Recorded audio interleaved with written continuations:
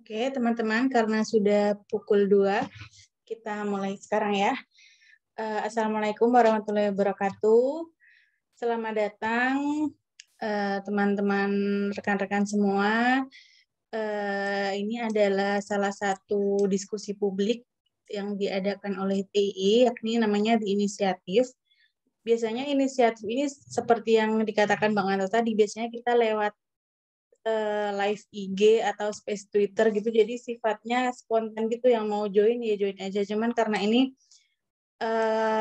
TI ada mau memaparkan hasil survei melalui PPT, jadi untuk kali ini kita melalui Zoom gitu, tapi nanti rekaman dari Zoom ini kita share lagi sih di YouTube dan di website TI, jadi nanti bisa ditonton ulang gitu. Ya, pada inisiatif kali ini kita akan membahas topik yang seru, yakni mengenai pemilih muda ya Bang Anto. Nah, mungkin langsung aja ya untuk menghemat waktu, sebenarnya gimana sih dinamika pemilih muda yang ada di Indonesia disesuaikan dengan hasil studi TI. Mungkin Bang Anto bisa memaparkan. Dan nanti setelah Bang Anto memaparkan materinya, bisa disambung juga dengan pemaparan dari Mbak Dian Irawati gitu. Waktu Bang Anto 15 menit ya Bang. Ya, siap. Silakan Bang Anto, langsung aja. Ya, makasih Nisa. Makasih juga buat Mbak Dian yang berkenan hadir dan juga berkolaborasi dengan kami di Indonesian Institute ya, terkait dengan diskusi santai terkait dengan hasil-hasil risetnya yang dilakukan oleh Kaula yang selama ini memang juga concern terhadap politik anak muda gitu ya.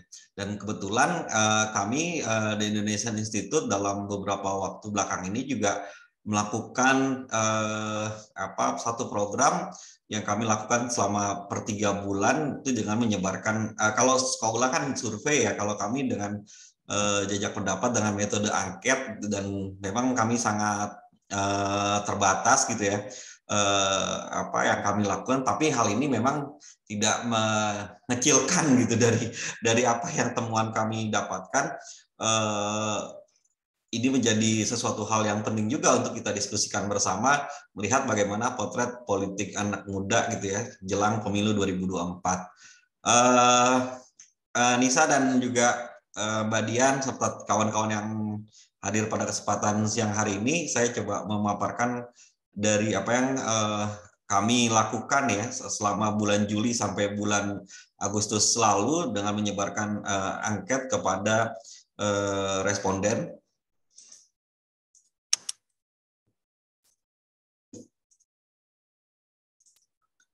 Ya, apakah terlihat, Nisa?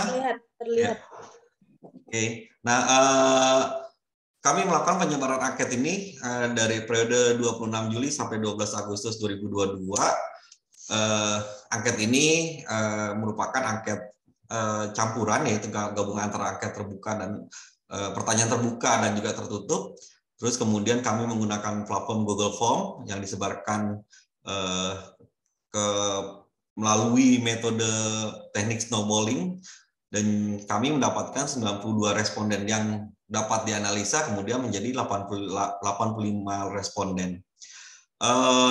Kami menggunakan teknik snowballing ini karena untuk mengidentifikasi, memilih dan mengambil sampel dalam satu jaringan atau rantai hubungan yang terus-menerus. Teknik ini dipilih karena keterbatasan kami ya TI untuk mendapatkan data sampel pemilih muda yang ditetapkan. Dan juga kami juga ingin menyampaikan bahwa angket ini tidak menggambarkan secara keseluruhan pandangan anak muda di Indonesia, namun hasil angket ini jadi bagian gambaran terkait pandangan politik anak muda jelang pemilu dan pilkada serentak 2024. Jadi kami sudah melakukan 2 periode ya. Sebelumnya itu kami melakukan di bulan April dan juga Mei. Terus kemudian yang kedua di bulan Juli Agustus. Nah, ini profil responden. Paling banyak kami mendapatkan temuan kami mendapat paling banyak itu di kisaran usia 20 tahun dari profil respondennya, kemudian usia 21 tahun, ya artinya masih mahasiswa gitu ya. Dan ini juga terlihat di mana secara pendidikan profil responden kami itu 51 orang ini adalah pelajar atau mahasiswa. Terus kemudian agama Islam yang paling banyak di sini, terus kemudian suku Jawa. Nah, ini yang paling penting sih sebenarnya, kita langsung jump in ke hasil temuan. Pertama tentang anak muda, pemilu, dan media sosial.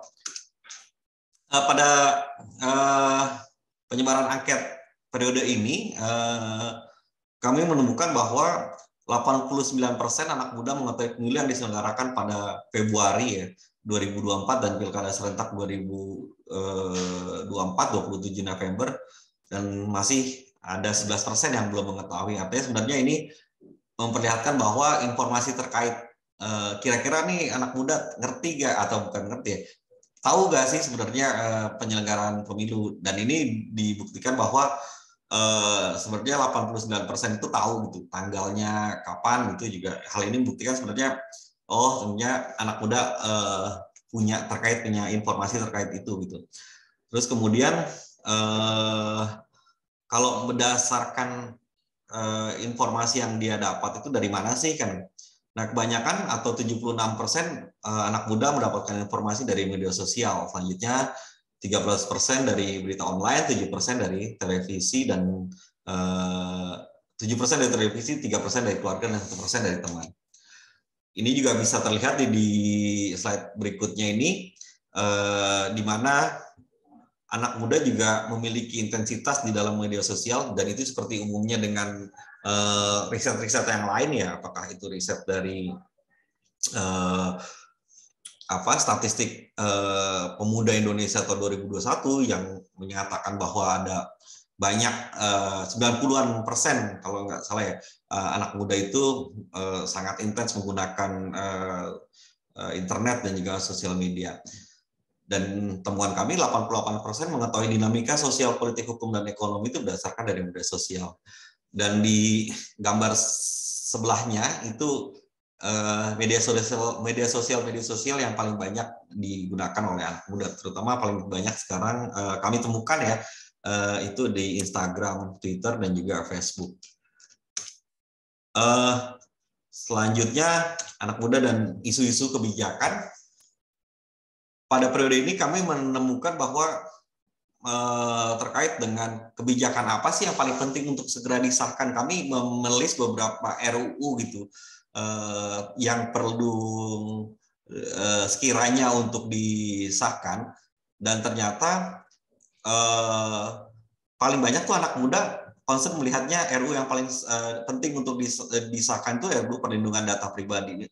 Sebanyak 28 orang responden itu menyatakan demikian gitu. Jadi RUU perlindungan pribadi itu menjadi salah satu rancangan undang-undang yang sangat penting untuk diminta untuk segera disahkan. Kemudian ada revisi undang-undang ITE, terus kemudian RUU keadilan dan kesetaraan gender, dan juga RUU kesejahteraan ibu dan anak. Nah, ini pada slide kali ini kami coba melihatnya dari sisi bagaimana melihat perbandingan atau perbedaan gender gitu ya, melihat RUU yang untuk bisa disahkan. Di sini terlihat bahwa kalau misalkan yang menariknya bagi responden perempuan ada RUU keadilan dan kesetaraan gender, dan juga RUU kesejahteraan ibu dan anak yang itu menjadi concern dari responden perempuan yang kami dapatkan. Dan ini menjadi menarik bagaimana sebenarnya responden perempuan ini memiliki concern daripada RUU yang memang menyangkut dengan dibutuhkan oleh perempuan di Indonesia saat ini.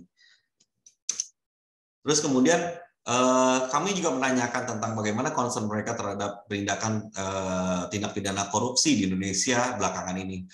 Mayoritas anak muda responden kami menyatakan mengakui bahwa penindakan tindak korupsi ini belum berjalan baik. Sebanyak 86% anak muda juga berpandangan bahwa peserta pemilu dan pilkada serentak perlu mencantumkan komitmen pemberantasan korupsi dalam visi misinya. Selanjutnya, terkait dengan isu ya, tadi kami menanyakan terkait dengan isu tindak pidana korupsi, terus selanjutnya ini kami menanyakan tentang isu terkait dengan pendidikan. 85% responden menganggap bahwa partai politik dan calon presiden Indonesia belum serius dalam mendorong perbaikan kualitas pendidikan, sementara 37% menganggap bahwa partai politik sudah serius dan 8% tidak tahu ya. Selanjutnya dalam isu pendidikan, sebanyak 91% responden berpandangan bahwa visi misi dan program kerja pasangan calon presiden harus menyertakan tentang perbaikan kualitas pendidikan di Indonesia. Nah, pada kesempatan ini juga kami menanyakan terkait dengan isu ekonomi, khususnya dalam lapangan pekerjaan. Kami coba mengkerucutkan ini karena dari 3 isu yang tadi kami sampaikan terkait dengan isu hukum, ya, isu pendidikan, dan juga isu lapangan kerja, ini merupakan kesinambungan dari 3 isu utama yang kami dapatkan di angket sebelumnya, penyebaran angket sebelumnya. Jadi pada periode pertama di bulan April dan bulan Mei yang lalu, kami menemukan jawaban bahwa ada 3 isu utama yang menjadi concern anak muda, yaitu isu lapangan pekerjaan, pendidikan, dan juga masalah korupsi. Nah, pada kesempatan di angket di periode kedua ini, anak muda itu merasa bahwa kalau secara umum ya, kesejahteraannya itu lebih baik gitu ya. Kalau kita menanyakan dibandingkan dengan 2 tahun yang lalu gitu ya, semasa COVID gitu ya, pandemi yang dimana mobilitas itu dihambat gitu karena mencoba untuk menangkal penyebaran COVID-19. Nah, sekarang anak muda merasa udah lebih baik karena mobilitasnya udah dibuka lagi kan gitu kan, dan aktivitas ekonomi secara umum sudah berjalan. Nah, kemudian kalau kita mengkerucutkan dari yang umumnya tadi dari umum tadi, kita coba mengkerucutkan bagaimana sih tentang lapangan kerja. Nah, di lapangan kerja ini, isu tentang lapangan kerja ini sebanyak 40% dari total responden, anak muda menilai bahwa kesempatan lapangan kerja di Indonesia sama saja dibandingkan tahun lalu. Bahkan 30% diantaranya menjawab kesempatan lapangan kerja itu semakin buruk. Dari 40%, ini kami coba melihatnya adalah yang menyatakan bahwa sama saja itu artinya tidak ada perubahan sama sekali, dan bahkan ini menjadi lebih buruk. Dan ini menjadi penting, menjadi perhatian bagi kita semua gitu ya. Terus kemudian kami juga melihat nih, merespon bahwa ketika pandemi COVID-19 ini ada intervensi ya dari pemerintah itu ya terkait dengan penyediaan lapangan sebelum mempersiapkan sumber daya manusia khususnya anak muda sebelum masuki lapangan kerja. Di sini ada penilaian penting ini yang menjadi juga perhatian gitu, di mana ketika kita menanyakan program kartu prakerja, di sini temuannya adalah sebanyak 46% itu jawab netral, 19% respon menjawab tidak setuju ketika ditanyakan bahwa apakah kartu prakerja itu mampu meningkatkan kemampuan sebelum masuk ke dunia kerja dan tetap tepat sasaran. 46% menjawab netral, 19% menjawab tidak setuju, dan 8% menjawab sangat tidak setuju dengan penilaian bahwa program kartu prakerja membantu dalam meningkatkan kemampuan. Artinya sebenarnya di sini memang ada 19 dan 8% itu merasa mereka nggak mendapatkan apapun dari kartu prakerja. Terus kemudian memang ada juga yang menyatakan 16% di sini dan juga 11% menjawab setuju dan sangat setuju bahwa program kartu prakerja membantu meningkatkan kemampuan sebelum masuk dunia kerja. Nah, di jawaban netral ini kami anggap bahwa sebenarnya responden ini tidak terpapar seperti itu ya. Jadi tidak terpapar, jadi mereka tidak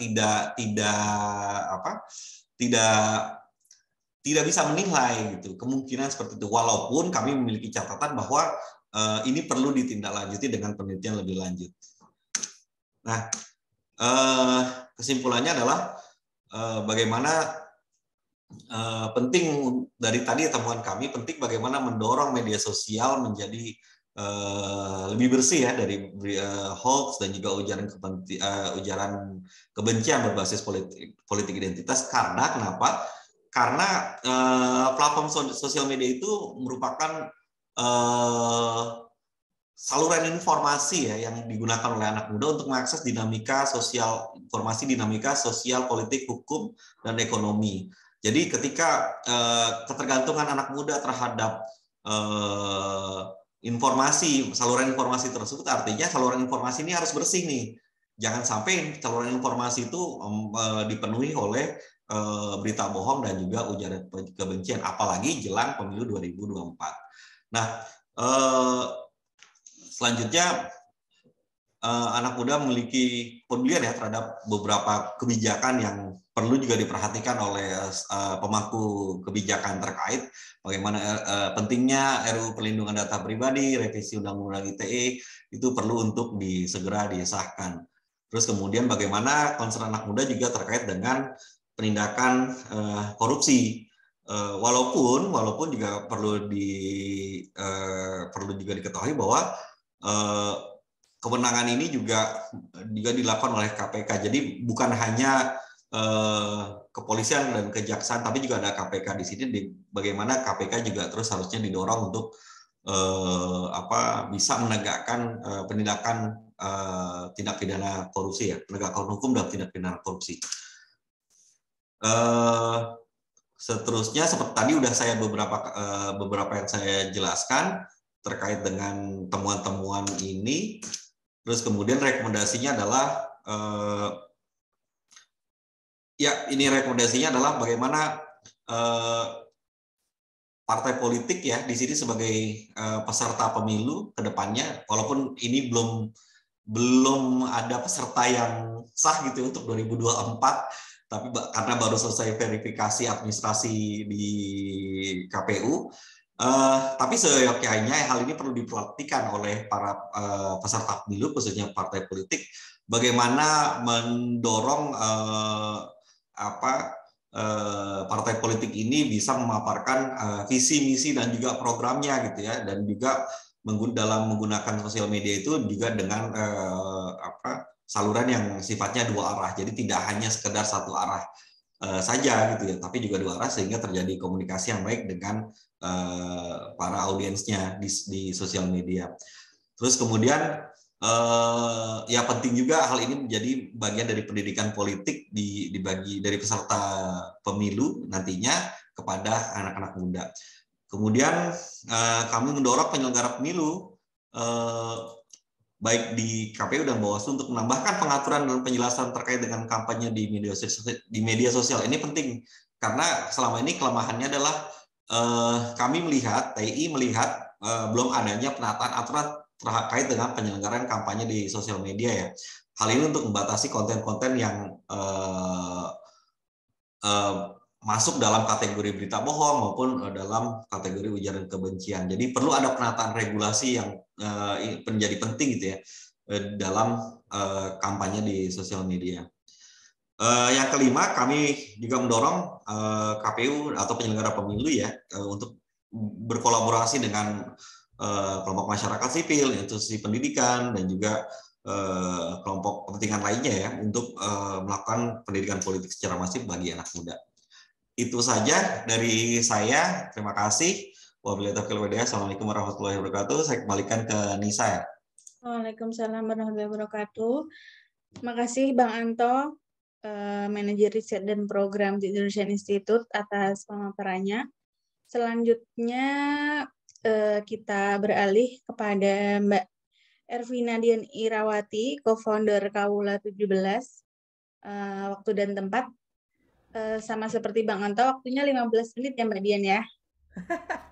Oke. Silakan Mbak Dian.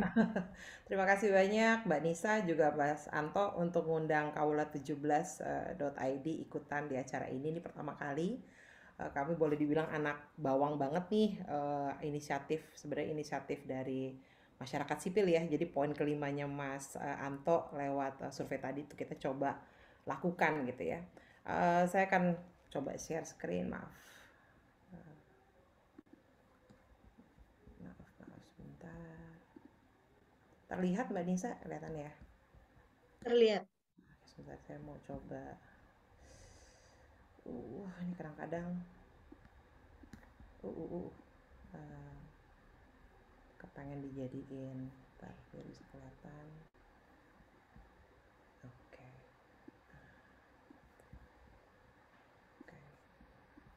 Bentar, jadi ininya saya ingin dulu ke sini ya. Oke, balikin lagi. Ya. Oke, jadi kami Kawula 17 ya. Jadi sebenarnya Kawula 17 tuh memang menjawab apa ya, mungkin kekhawatiran. Jadi kebetulan kita sebenarnya adalah market researcher tadinya di Boy Research yang kita lakukan sama sekali nggak ada politik-politik ya. Cuma memang suka nggak suka ya dengan adanya ya namanya media massa dan sebagainya gitu kan. Terus kebetulan kru kita muda-muda semua, banyak sekali pembicaraan mengenai what will happen in 2024 sebenarnya gitu. Nah cuma ketika kita berbicara tentang memilih yang mana, ini yang biasanya kemudian jadi pembicaraan yang sangat menarik dan rata-rata kemudian banyak yang pengen golput gitu, padahal latar belakangnya anak sosiologi, anak antropologi, anak-anak visipol lah. Nah ini membuat kita jadi resah dan jadi kayak yuk masa sih kita nggak bisa mencoba membantu. Sebenarnya tujuannya Kawula17.id itu adalah sebagai voting advice application ya. Jadi kita ada di website, kita coba untuk petain apa sih yang sekarang jadi isu utama untuk anak muda. Sebenarnya bukan hanya untuk anak muda, jadi untuk secara keseluruhan ya, masyarakat secara keseluruhan gitu. Terus kemudian bagaimana daily life choice-nya mereka ini termanifestasi nantinya ke pilihan politik. Itu yang kepengen kita bisa dekatkan. Tentunya yang pernah mencoba mengerti banget ya namanya pemetaan posisi politik partai politik itu lumayan melelahkan gitu ya. Dan kita kemudian memakai ya maksudnya kita mencoba dengan berbagai cara, terus kita juga banyak ngobrol, kebetulan teman-teman mulai dari transparansi juga ngebantuin, terus ada beberapa teman-teman lagi dari berbagai isu yang berbeda, sehingga akhirnya terbentuklah si VAA Kawula 17 ini. Nah kita that's us. Jadi saya Dian, nama saya Dian Irawati. Saya banyak terlibat sebenarnya di proyek penelitian komersial atau impact assessment. Terus ada Ingmar, ada Yohan, dan juga ada Grace. Jadi kita berempat, ada satu lagi Angel yang saat ini lagi sekolah di Wageningen University di Belanda. Pada dasarnya kita memang latar belakangnya adalah researcher. Jadi kita melihat karena politik itu memang agak susah gitu ya, mungkin yang belajarnya politik ngerti banget bahwa kadang-kadang yang namanya partai di Indonesia ini satu, politik kita tuh politik identitas banget kan, jadi maksudnya sangat tergantung dari kandidat juga gitu. Jadi kadang-kadang ketika kita ngomong partainya tuh sebenarnya posisinya di mana sih di isu ini gitu ya, itu butuh memang benar-benar butuh doa kadang-kadang ya untuk mendapatkan posisi partainya gitu. Tapi anyway, kita berpikir walaupun tidak sempurna, kita coba untuk mulai dari apa yang kita lihat. Jadi kita ambil isu-isu yang ada di masyarakat yang kemudian dibicarakan juga oleh di DPR atau kemudian menjadi bagian dari RUU. Jadi sebenarnya persis seperti yang juga transparansi, ada bagian dari yang transparansi juga lakukan, TI juga lakukan. Nah, ini adalah partai-partai yang kemudian kita, jadi kalau Anda lihat ke kawula17.id, kalau nanti sempat kawan-kawan, bapak-bapak dan ibu-ibu boleh cek juga di kawula17.id, kemudian mungkin bisa menjawab pertanyaan-pertanyaan ada at the end of the day, at the end of the aplikasinya itu ya, di websitenya nanti akan ada pilihan yang keluar. Jadi kita nggak again kita non partisipan. Jadi kita pada dasarnya kita tidak peduli apa yang Anda pilih. Yang kita ingin capai sebenarnya dengan ini adalah diskusi. Jadi kita bisa berdiskusi, kita bisa tentunya kalau di level mungkin bahkan pemilih-pemilih muda ya, seperti yang tadi Mas Ari juga sempat bilang, ada keresahan, ada keinginan untuk bisa ngomongin pilihan gitu ya. Di 2019 kita sempat misalnya kalau berbeda pilihan kan agak berat tuh ya. Apalagi kalau yang muda-muda kadang-kadang takut juga gitu di-cut warisannya sama orang tua. Jadi di titik ini sebenarnya dengan adanya ini tuh jadi semacam alat untuk bisa berbincang. Dan kemudian terakhirnya adalah pilihan partai yang dari daily life choice yang Anda pilih itu kemudian kok partainya adalah ini. Jadi kita bisa kasih persentase. definitely love to hear. Mungkin nanti kalau ada masukan, kritik, please feel free ya untuk bisa nanti ngasih masukan di situ juga. Oke, saya akan masuk dikit. Jadi kita memang sudah ngelakuin periodik sejak Q1 2022. Sebelumnya sebenarnya di awal-awal karena kita harus bikin logaritma dan sebagainya, jadi kita sebenarnya udah mulai dari tahun lalu, Q4 tahun lalu. Tapi research secara berkala karena memang kita ngomongin isu, jadi ada dua hal yang harus dipikirkan. Apakah dia isu yang penting buat si para pemilih, yang kedua sendiri juga apakah relevan menurut mereka dalam kehidupan mereka. Nah, kita melakukan sampling awal-awal memang kita sangat ya namanya kita baru mulai ya, jadi kita memang lebih banyak kalau bisa dibilang confidence sample, tapi makin kesini kita samplingnya sudah Indonesia. Kemudian jadi kira-kira sebenarnya kita juga melakukan weighting, jadi kita usahakan dia memang mirror populasi. Nah, untuk umur sendiri kita membatasi sampai ke 44 tahun, 18 sampai 44 tahun. Kita coba juga untuk area urban dan pedesaan, walaupun memang pedesaan kita masih harus lebih, nanti kita akan coba untuk lebih sharpening lagi ya, kita lebih pertajam lagi karena kadang-kadang pedesaan yang terlihat sekarang memang lebih ke transisi. Oke. Jadi yang menarik dari survei-survei yang ada, mungkin juga untuk anak muda ya, ada beberapa poin yang tadi saya tergelitik sekali dengan poinnya Mas Ari. Pertama itu adalah memang isu itu menjadi penting karena the question adalah buat anak-anak muda zaman sekarang itu adalah what's in it for me if I choose you. Apa sih yang jadi penting buat saya gitu ya, kalau saya milih Anda terus kenapa gitu.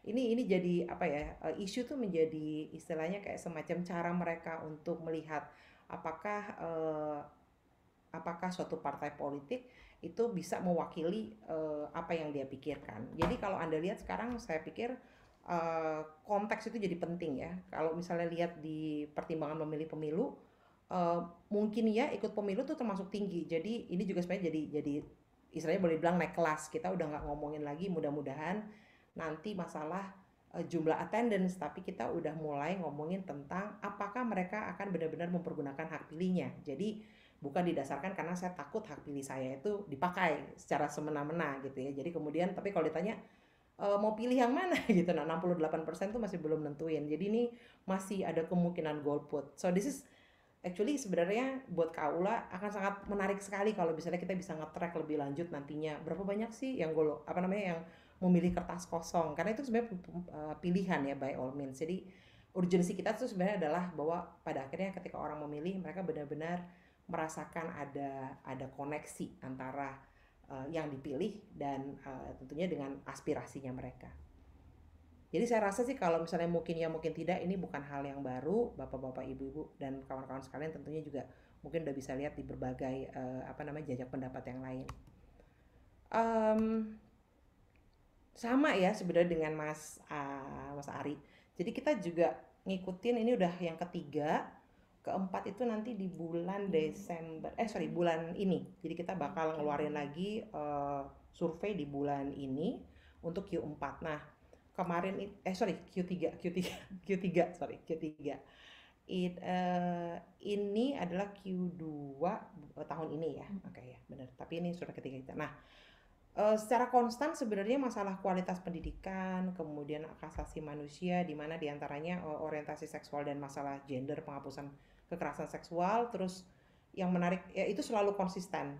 Kemarin waktu pandemi sebenarnya kesehatan, faktor kesehatan itu juga salah satu top 3-nya. Nah, yang menarik adalah lingkungan. Lingkungan ini kuartal kemarin sempat jadi posisi ketiga, berkaitan karena kita bertanyanya mengenai isu pemerintah, konsesi pemerintah terhadap tambang batu bara gitu ya, kontrol pemerintah terhadap tambang batu bara. Jadi itu sempat bikin naik. Tapi kemudian sekarang di penggunaan energi terbarukan berkelanjutan dia turun ke poin keempat, tapi tetap masih di top 5. Nah, ada beberapa di sini yang sebenarnya isu yang terbilang baru. Jadi kadang-kadang memang ada isu yang secara title-nya tuh sama, jadi bisa kita perbandingkan gitu. Tapi ada beberapa isu yang agak baru kita masukkan sekarang. Sebagai contoh, peran Indonesia dalam perang Rusia dan Ukraina tuh memang paling bontot gitu, tapi memang kita baru masukin sekarang. Perpanjangan masa jabatan presiden sendiri secara persentase kepentingannya relevansinya jadi naik sebenarnya. Kalau kemarin tuh ya nggak, well, it's nice to discuss but it's not really that important at this point gitu. Jadi ini untuk apa namanya pemilihan seperti itu. Berbicara soal kualitas pendidikan, kalau kita berusaha untuk ngomongin isu yang memang lagi terjadi ya. Jadi kemarin itu kebetulan adalah LPDP. Jadi sebelumnya itu masyarakat mendukung subsidi untuk pendidikan gratis, jadi 7 dari 10. Nah, kalau pendidikan ini yang sekarang berkaitan dengan kesempatan untuk bisa belajar ke luar negeri melalui beasiswa LPDP. Jadi dan banyak memang kalau pendidikan yang berkaitan dengan pendidikan itu memang tadi sempat ya kalau nggak salah Mas Ari juga ngeliat bahwa perempuan itu yang istilahnya paling mendukung sebenarnya. Jadi bahwa there is a need to actually thinking about a betterment of education gitu. Nah, berikutnya ini adalah kemarin kebetulan memang lagi ramai berkaitan dengan kasus kekerasan seksual di sekolah dan di kampus. Jadi kita memberikan beberapa pernyataan gitu ya. Jadi how the voter thinks masalah ini tuh harus ditangani gitu. Dan kemudian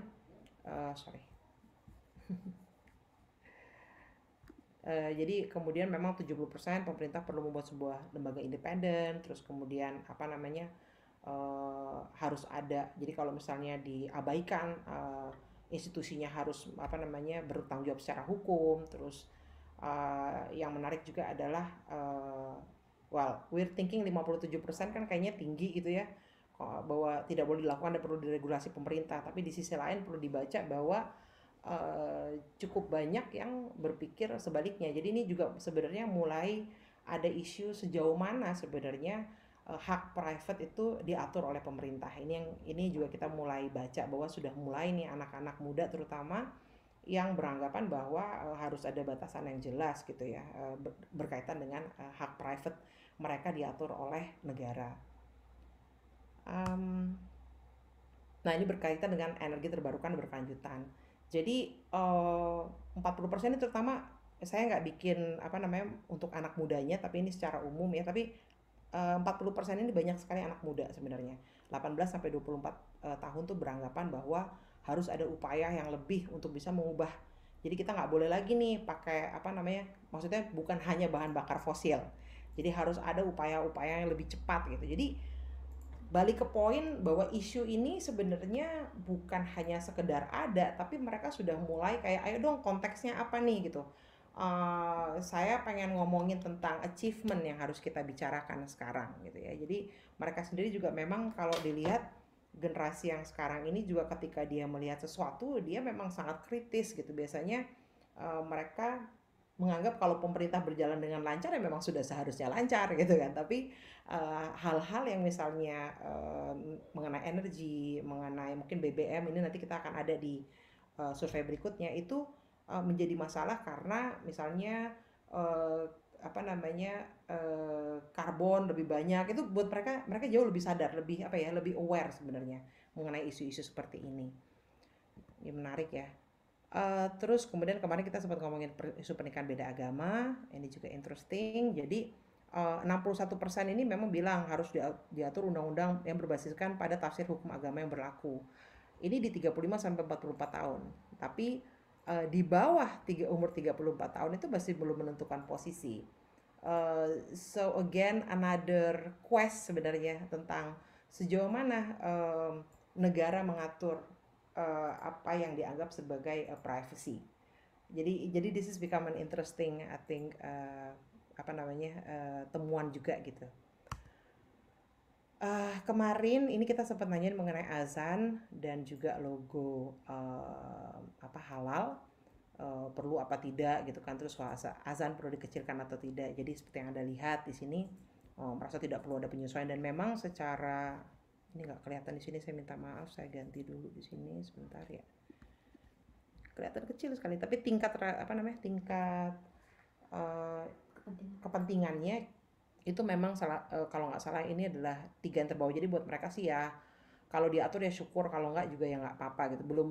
Belum sesuatu yang apa ya sangat sangat sangat penting gitu ya maksudnya. Jadi kayak ya aku juga nggak apa-apa kok kalau logonya kayak kemarin, atau misalnya kalau nggak disesuaikan ya udah nggak apa-apa gitu. Cuma ya uh, apa namanya, kalau disesuaikan ya alhamdulillah gitu intinya. Nah ini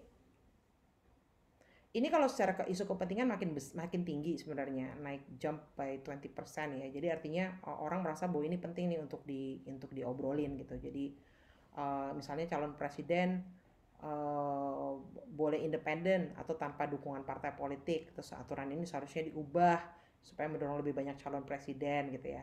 Terus apa namanya, netral. Kadang-kadang kita nggak baca netral ini juga menarik sih. Kita belum tahu sampai posisi mereka akan seperti apa. Ini kita akan terus juga cek. Ini kemarin sebenarnya untuk melihat undang-undang pemilu presidential threshold.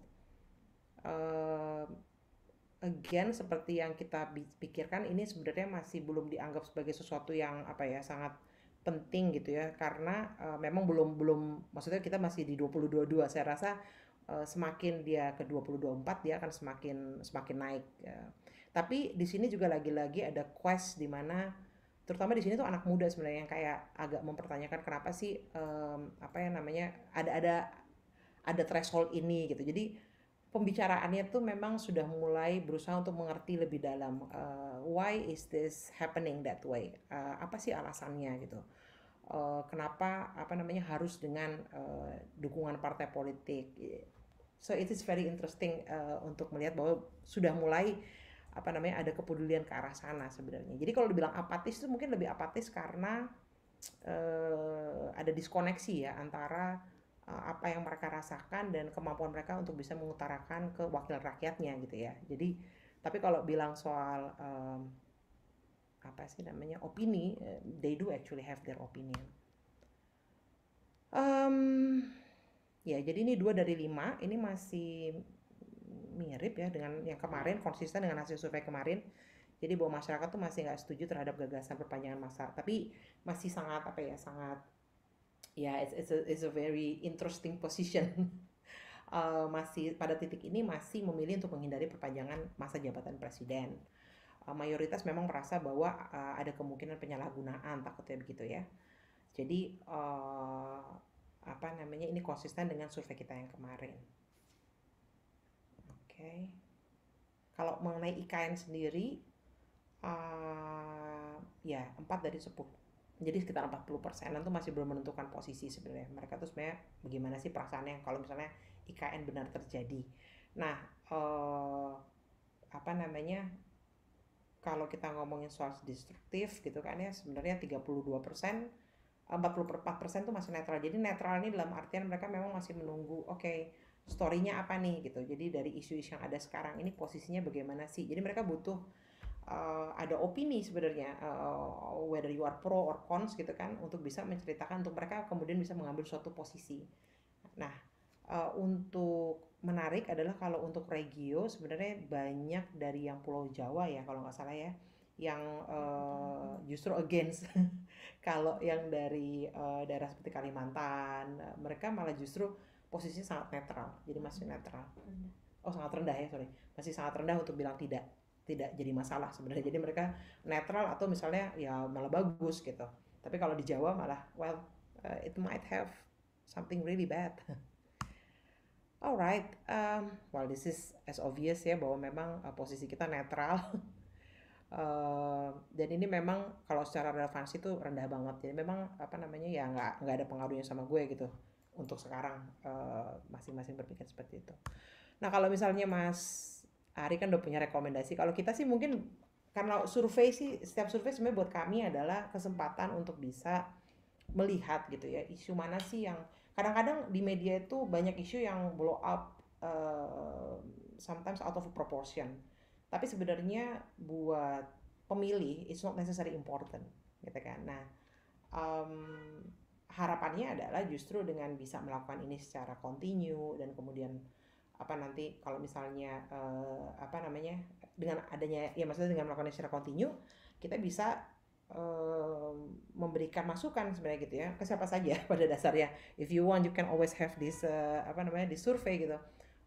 Bahwa mungkin yang penting ini yang justru harus dipikirkan, karena yang penting ini yang sebenarnya membuat anak-anak muda yang nantinya berapa juta tuh, kayak 60 juta ya di pemilu 2024 tuh, bisa membuat suatu koneksi di pemikirannya bahwa keberadaan mereka dan apa yang mereka pilih itu jadi penting, karena partai ketika mereka menentukan posisi mereka akan melakukan A atau B atau C gitu ya. Nah pada titik ini kan masih belum banyak partai yang sebenarnya berani untuk melakukan posisi terhadap apapun gitu ya. Jadi kadang-kadang misalnya pendidikan gitu. Pendidikan sih sebenarnya rata-rata udah ya. Mereka sebenarnya intinya memang kepengen tentunya ya meningkatkan pendidikan gitu. Tapi sebenarnya banyak isu-isu yang justru bisa membuat partai itu bisa lebih recognizable gitu oleh para pemilih muda. Jadi balik lagi ke poin, kalau saya sih melihat ya kalau dibilang digadang-gadang iya, disayang-sayang iya, tapi pertanyaan paling pentingnya what do actually they want, itu yang harusnya jadi semacam apa sih yang menjadi fear mereka, itu yang sebenarnya harusnya mungkin harus lebih banyak dikulik oleh partai gitu kan. Dan kalau kita mau menghindari politik identitas mungkin ya ini ya, maksudnya isunya ini memang harus bisa diusung dan kemudian benar-benar dijalankan. Jadi bukan cuma sekedar untuk ngambil suara dan at the end of the day when your position change then you sway another part again gitu. Saya rasa ya kita semua ya harus melihat bahwa anak-anak muda ini adalah anak-anak, bukan hanya anak-anak muda aja gitu, mereka adalah anak-anak muda post pandemic gitu ya. The way they see life, cara mereka untuk melihat kehidupan juga sekarang tuh sangat berbeda mungkin dengan kita gitu ya. Mereka butuh dilihat sebagai orang-orang yang pintar dan mereka bisa membuat suatu pilihan gitu. Jadi kalau kita bicara, ayo sediakan konteks, ayo sediakan posisi Anda gitu. Dan kemudian juga saya rasa balik lagi, yang kalau buat saya sekarang, buat kami yang paling penting tuh bukan hanya masalah dia datang, tapi dia bisa memilih, dan ketika dia memilih dia tahu yang dia pilih gitu.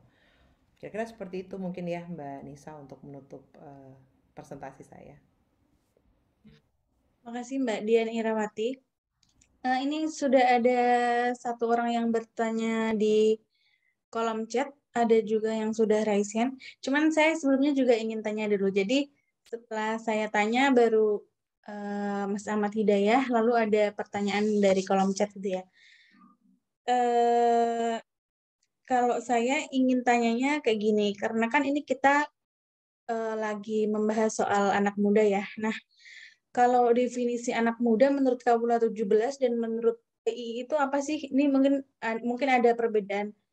Ada perbedaan atau enggak nih definisi anak muda antara Kaula dan TI? Mungkin Mbak Dian dan Mas Anto nanti bisa memaparkan. Terus saya juga pengen tahu nih, kalau dari Kaula kan tadi sempat kayak memetakan di awal, ini surveinya demografinya, pendidikannya apa, terus dari pulau mana, perdesaan, perkotaan. Nah, tadi kan ada top 3 isu ya Mbak, ada pendidikan, kekerasan seksual, dan HAM. Nah, apakah ada perbedaan dinamika ya antara orang yang ada di perkotaan dan pedesaan dalam melihat top 3 isu itu? Mungkin juga kalau dilihat dari sisi pendidikannya atau demografi lainnya gitu. Mungkin itu dulu kalau dari saya. Ini mau langsung dijawab atau kumpulkan pertanyaan dari yang lain juga dulu? Jawab santai aja kali ya, maksudnya Iya, sambil jalan langsung aja jawab ya. aja. Ya dari Pak Leo juga ada di kolom chat ya Pak Leo itu. Iya, Pak Leo bilang nggak ada isu perbaikan ekonomi. Apakah pemilih muda ini sudah pada mapan atau dari keluarga mampu? Iya Pak, aku juga nggak tahu sih keluarganya mapan apa enggak sih ya. Santai aja kan ya. Kalau saya sih ngejawabnya, gimana Mas? Kalau kita dibilang anak muda, saya juga ngerasa muda sih gitu ya. Cuma sayangnya umur nggak bisa umur tak bisa bohong gitu. Uh, kalau kita sih sebenarnya di 18 to 25 ya, itu kita bilang mungkin anak muda gitu secara secara demografi. Tergantung sih ya, tergantung masing-masing Tapi kalau dalam hal ini kalau kita bicara muda, mungkin muda dalam artian, kalau aku sih ngeliatnya muda dalam artian, kita sih ngeliatnya muda dalam artian secara politik mereka belum, apa namanya, mereka mungkin baru pemilih pertama, jadi mereka tahun 2019 atau bahkan belum, jadi belum melakukan pemilihan pertama, belum menjadi pemilih, atau kemarin jadi pemilih pertama, kira-kira umurnya segitu deh gitu ya. Tapi bukan berarti yang pemilih pertama terus gue bilang, oh gue cuma baru milih sekali, tapi umur gue 44 ya, kagak ngaruh, itu cuma tua-tua aja gitu. Nah, oh ya by the way kalau saya gue lu nggak apa-apa ya bapak-bapak ibu-ibu, maaf. Nggak apa-apa, nggak Biar apa-apa. santai. Hmm. Terus yang kedua tadi apa pertanyaannya? Mas Arif dulu apa? Ayo coba anak muda tuh gimana Mas Ari? Mas Arfi. Ya kalau kita Mas ini Anto, Mas pakai Anto. pakai ini Nisa, pakai apa, undang-undang apa, pemudaan aja sih. Yang kalau dalam riset kami ya, jadi apa, dari 17 sampai 30 gitu. Itu sih kalau di Ya, ya undang-undang boleh, boleh. pemudaan. Tapi kalau memang ngelihat dari dari apa, terbitan dari buku dari kementerian kan memang ada beberapa ini ya klasternya kan gitu kan, dan ya kalau untuk khusus di riset ini kami pakai undang-undang pemudaan gitu.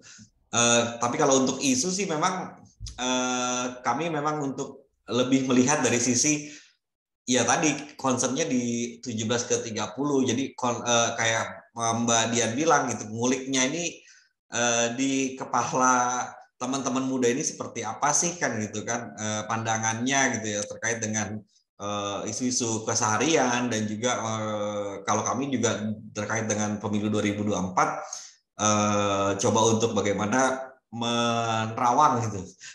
Dan juga kita bisa menggambarkan gitu, artinya untuk kepentingan publik juga, dan juga bagi peserta pemilu. Ini loh ternyata anak muda berpandangan seperti ini gitu, dan itu kan menjadi penting juga bagi partai politik gitu ya, sebagai peserta pemilu, agar mereka bukan hanya menjadikan anak muda sekedar objek aja gitu, tapi mengerti gitu bahwa oh oke nih, kalau misalkan seperti ini seharusnya ada kebijakan-kebijakan yang harus kami lakukan, harusnya kan seperti itu gitu. Jadi apa, bisa bukan karena selama ini kami lihat bahwa anak muda itu hanya sekedar aja gitu. Oh ya udah, kami dekatinya dengan apakah itu dengan ada jubir muda gitu kan, ada penggunaan sosial media yang tapi gitu-gitu aja gitu kan, atau juga hal-hal lain gitu. Eh, tapi ternyata mereka mendekatinya dengan cara-cara seperti itu, tapi tidak menjawab dari persoalan yang ada real dibutuhkan oleh anak muda, dan itu menjadi persoalan gitu. Dan kedepannya diharapkan ada apa namanya, ada perbaikan lah gitu ke depannya. Mungkin itu kalau dari saya. Mungkin ada nanti Mbak Dian atau ada Kang Endang juga di sini mau apa, resen, dan juga Ahmad juga resen gitu. Ya, oke. Yang makasih Bang Anto. Yang tadi yang satu mungkin dijawab dulu sampai Dian, baru ke Mas Ahmad, lalu Kang Endang ya. Ya. Jadi mengenai masalah apakah dari top 3 itu ada perbedaan gitu ya. Kalau kalau jadi biasanya kalau di kita taruh di presentasinya, kalau memang ada perbedaan kita kasih tahu. Jadi misalnya kalau di pedesaan ada perbedaan, kita kasih tahu. Bedanya ada. Jadi biasanya perkotaan tuh biasanya rata-rata mungkin 4%, tapi kalau 4% kadang-kadang nggak terlalu signifikan ya. Jadi kita see it as like okay, there's not, nggak ada terlalu apa namanya perbedaan yang besar banget sih, enggak.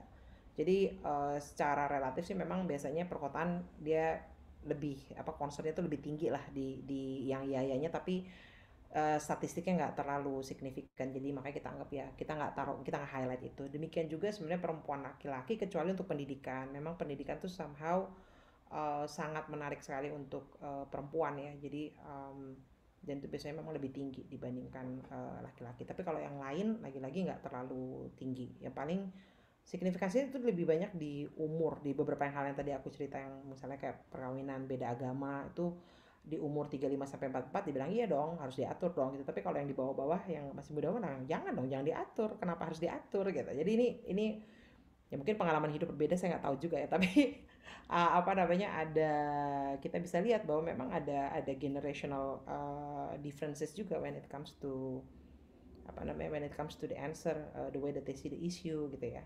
Mudah-mudahan menjawab ya Mbak Nisa. Makasih Mbak Dian. Langsung aja, Mas Ahmad, silakan. Halo Mbak Dian, Bang Anto, dan seluruh yang ada di Zoom ya. Eh, sedikit mau Nisa, suara kedengaran kan Nisa? Terdengar. Oke. Sedikit ikut ngobrol dengan terkait tema anak muda gitu ya tadi ya, tentang isu apa. Saya coba lihat dari perspektif misalnya partai politiknya itu sendiri gitu. Mungkin nggak sih sebenarnya Mbak Dian ya, kalau sebenarnya kenapa anak muda itu terkait isunya itu karena partai politiknya sulit untuk mendapatkan apa yang dibawa oleh anak muda itu sendiri. Karena misalnya kalau anggaplah yang udah 30 ke atas gitu ya, kalau pakai undang-undang kepemudaan Bang Anto bilang, ya mungkin mereka akan bilang bahwa isu ekonomi biasanya karena kan udah punya beban hidup dan segala macamnya gitu, pasti ekonomi kemungkinan yang akan lebih muncul. Tapi kalau misalnya ketika penelitian terkait persepsi anak muda terhadap suatu isu, mungkin misalnya sekarang ini kita bisa lihat BBM karena mereka terpengaruh ongkosnya tapi uang jajan nggak naik kan gitu. Atau misalnya kalau kita mundur 1 bulan sebelumnya, mungkin isu soal kasus penegakan hukum kayak kasus Sambo itu mempengaruhi persepsi mereka terkait apa yang paling urgent, atau sekarang soal perlindungan data pribadi gitu ya, kayak apa namanya menjadi concern bagi mereka karena ada Bjorka dan segala macamnya. Karena perubahan persepsi ini loh, jadi kayak anak muda tuh sulit untuk digapai oleh partai politik maunya apa nih anak muda gitu. Bahkan kan dulu adalah salah satu partai politik di Indonesia yang berusaha untuk mengcapture itu gitu. Tapi kayaknya partai politik itu cukup kesulitan juga ya untuk melihat bagaimana persepsi anak muda hari ini gitu. Nah, ini yang jadi menurut saya gitu, dan menurut Mbak Dian itu gimana? Apa persoalannya jadi kesulitan partai politik ini loh untuk menggrab gitu. Pertanyaan saya satu lagi adalah, kalau tadi juga dikaitkan tentang kepemiluan gitu ya, untuk mungkin juga Bang Anto, masih nggak sih narasi utama ketika pemilu itu adalah merubah gitu kan, perubahan gitu. Kalau misalnya ada pemilu maka akan ada perubahan nih. Anak muda ini masih percaya nggak sih terkait hal itu? Kira-kira itu aja sih pertanyaan saya. Thank you. Oke, makasih. Langsung aja Mbak Dian, silakan Mbak. Aku mungkin mau jawab Pak Leo sebentar ya sebelum Oh iya. kita ke Mas Ahmad. Ya. Jadi Pak Leo memang benar gak ada perbaikan ekonomi karena isu tersebut ada beberapa poin sebenarnya ketika masuk ke yang kita tanyakan. Jadi dia juga harus menjadi salah satu isu yang dibicarakan di DPR juga gitu. Jadi atau misalnya mendapat ya catching fire gitu. Jadi misalnya kayak nanti ke depan kita nggak nanyain soal Sambo sama sekali gitu karena uh, pertama udah ya tapi karena memang itu bukan sesuatu yang kemudian jadi bahan, tapi ketika kita ngomong ke tingkat kepercayaan ya misalnya terhadap aparatur negara ya that will be something. So at some point kita juga mulai mikirin sebenarnya ketika kita ngomongin perbaikan ekonomi ini menuju ke poinnya Mas Ahmad tadi. Ketika ngomong perbaikan ekonomi sebenarnya apa sih yang menjadi penting untuk anak-anak muda seperti umur 17 sampai 30, karena memang jelas fase kehidupan juga kan mempengaruhi mungkin cara mereka memandang ya suatu isu gitu, dan kemudian memandang apakah itu penting atau enggak gitu. Jadi untuk kita sekarang memang kita ngelihatnya dari isu-isu yang ada di masyarakat, terus kemudian kita lihat apabila pembatasnya adalah karena isu kan banyak banget ya. Jadi pembatasnya adalah apakah itu dibicarakan di level apakah misalnya itu mempengaruhi suatu policy dan sebagainya. Nah, balik ke poinnya Mas Ahmad tadi ya. Kalau pertanyaan apakah memang susah capturing isu, ya susah gitu ya. Kita semua juga susah. Lebih susah lagi nanyain ke partai isunya, lu tuh yang mana? Itu yang paling lebih mau nangis. Kita ngomong sama tiga orang posisinya bisa beda-beda gitu kan. Tinggal tengkurap kita tengkurap berkali-kali sebenarnya kemarin. Nah, kalau makanya yang kita lakukan sekarang adalah konsistensi. Sebenarnya it's a survey, right? Kalau kita mau bikin susah ya susah gitu. Masalah dunia ini kan susah, tapi kan harus ada ujung yang kita pasti ambil. Nah, di banyak negara di dunia ini gitu ya. Yang namanya isu itu kan di apa namanya dilihat nyaris setiap bulan gitu ya. Dan kalau kita bilang kita punya wakil rakyat, kan harusnya mereka juga melihat dari apa sih yang konstituen gue sebenarnya sekarang peduli gitu kan, itu kan dulu ya. Nah, ketika ini tidak terjadi, saya rasa kan ada diskoneksi. Yang terjadi sekarang ini kan diskoneksi. Kita ngomong Citayam, sebenarnya Citayam itu refleksi apa sih gitu kan? Apa karena anak Citayam keren-keren ya? Iya juga sih gitu ya. Dalam keterbatasan mereka, mereka bisa jadi kreatif. Tapi kan poin utamanya adalah kagak ada nih ruang publik buat gue untuk duduk dan aman gitu. Ini kan sesuatu yang kalau gue mau ngomong juga gue mau ke siapa nih gitu. Nah ini saya rasa usaha-usaha yang kita lakukan sekarang itu sebenarnya adalah bringing into a bigger level. Jadi poinnya Pak Leo ya, saya terima kasih banget loh Pak Leo, ini menurut saya menarik banget ya ngomongin perbaikan ekonomi. Mungkin perbaikan ekonomi itu adalah poin di atasnya, di bawahnya kan kita ngomong soal kesempatan kerjanya gimana, kamu ngerasa lebih baik atau enggak, itu kan ditanyakan TI juga kan. Terus apakah misalnya mungkin uang saku sekarang value of money-nya gimana gitu. At the top kan adalah tugasnya partai dong untuk mikir. Iya dong, masa tugas gue juga untuk mikir? Gue jadi jahat banget sih. Tapi maksudnya kayak, come on gitu loh. It's your part to actually think. Your partai, misalnya apakah, saya nggak mau ngomong soal nasionalisme, realisme, menurut saya ya inilah ya. Tapi maksudnya posisi kalian tuh mau gimana, ngebantu rakyatnya tuh mau seperti apa, konstituen kalian itu sebenarnya siapa sih gitu kan. Jadi kita mulai ngomong begini nih supaya apa ya, ketika orang milih itu kita nggak ngomongin sembakonya berapa lagi dong kan gitu ya.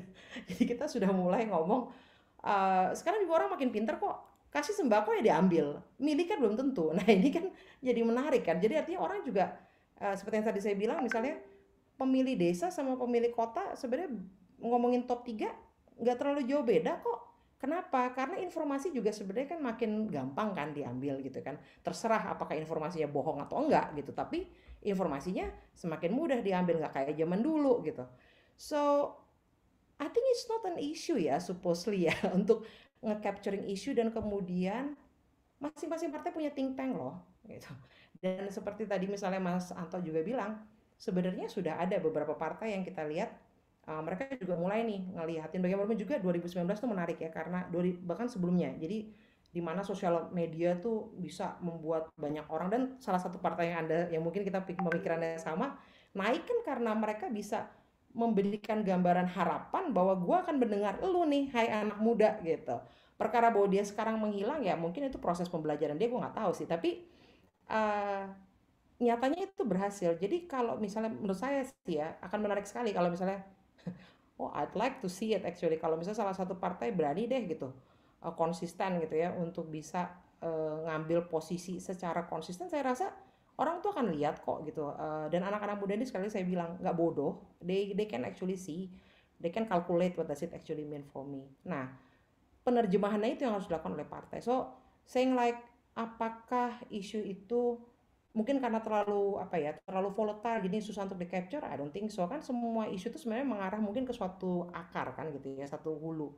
Nah hulunya ini yang harus kemudian selalu di track untuk dilihat gitu. Saya rasa gitu ya kalau pendapat aku sebagai orang biasa gitu, sebagai orang awam gitu dalam hal ini gitu, untuk melihat ini. Go to Mas Anto. Kedisa aja kali. Jangan terpesona gitu dong ngeliat gue. Bisa. Ya, makasih Mbak Dian. Langsung aja ke Kang Endang kali ya. Kang Endang. Oh iya. Kang Endang. Terima kasih. Saya mohon maaf tidak bisa menyalakan kamera karena tempatnya lagi tidak di tempat yang appropriate ya. Nggak apa-apa ya. Nggak apa-apa. Mbak Dian, terima kasih untuk penyajian datanya, karena kebetulan saya juga sehari-hari bergelut dengan riset juga itu, dan mengajar Gen Z semester 1 dan mengajar metodologi penelitian. Waduh, kebayang pusingnya. Tapi gini, jujur menjelaskan metodologi atau dunia riset, padahal saya mengajar untuk anak komunikasi, itu contoh yang paling real itu adalah survei opini publik. market riset karena masih jauh buat mereka. Dan itu jarang dipublish market riset. Tapi setiap hari mereka dijali dengan hasil survei opini publik. Tapi sekarang ini setiap hari gitu kan. Jadi paling gampang itu menjelaskan survei opini publik. Saya kembalikan bahwa ini produk akademik gitu. Jadi saya jelaskan bagaimana membaca datanya, bagaimana memahami laporan penelitian yang disajikan oleh wartawan gitu, bahwa yang benar itu harus ada metodologinya dulu di depan gitu. Apa itu stratified random sampling, terus ini hasilnya kenapa begini gitu. Jadi itu mereka tertarik gitu ketika saya jelaskan, misalnya nggak bisa sembarangan menentukan responden A tuh bukan asal tunjuk, ini ada langkah-langkahnya loh gitu. Nah itu ternyata mereka antusias gitu. Oh iya yang kayak gini emang iya, nggak gampang gitu. Survei itu nggak gampang gitu. Kenapa hasilnya 1.200 orang se-Indonesia bisa mewakili 160 juta pemilih misalnya? Ya karena gini prosesnya gitu.